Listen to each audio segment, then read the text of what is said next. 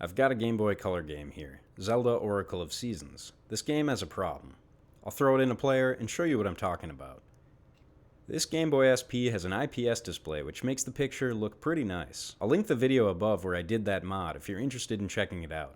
Anywho, let's try to fire this game up and see what happens.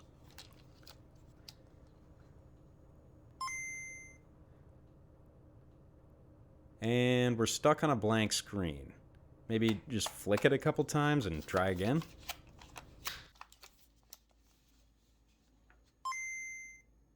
That's as far as it gets. It passes the Nintendo screen, acting like it wants to boot up, but it just doesn't. So we've got to do something about that. We'll open up the cartridge with a game bit drive. The screw isn't that tight, so I just remove it directly without using a handle for the bit. Flip it over and slide the top piece down to remove it. Then we can carefully take out the board, or do it like that. If you're in this situation, the first thing to try is cleaning these pins really well with alcohol so they look nice and clean like this. I've already done that with this game and it's still not booting up, so we need to do something else.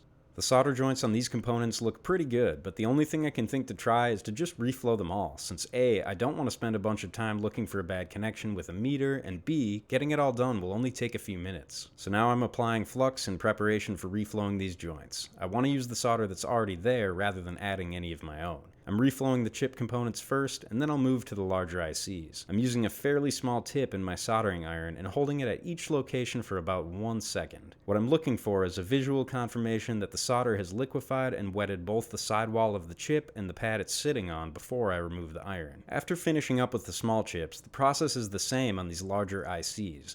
Only I changed the iron tip to a larger blade style so I can hit multiple pins at once and speed up the process. Here we want to make sure we don't accidentally bridge any 2 or more pins together. If that happens to you, just add a little more flux and reheat again.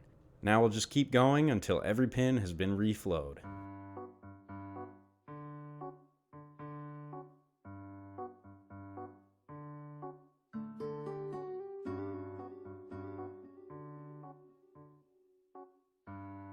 After that, we can remove the flux with isopropyl alcohol. I'm using a toothbrush to get in between the fine spaces of the pins.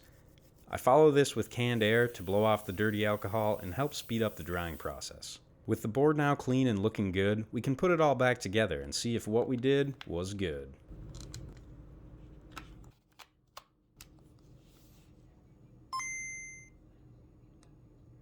Well, I'll be. It works! So it's clear now that the issue was a discontinuous solder joint somewhere on the board. I don't know where because I reflowed all of them, and ultimately we saved a lot of time doing that versus going too deep into troubleshooting ahead of time. If we were looking at any other internal issue outside of the small caps and resistors, it would have likely been a lost cause anyway, since I think these IC components are mostly custom to Nintendo, very old, and therefore cannot be sourced for replacement. I'm glad we fixed it. This is one from my childhood, and I'm looking forward to playing it again. I hope this video can help you all out. That's pretty much it for today. I'll see you in the next one.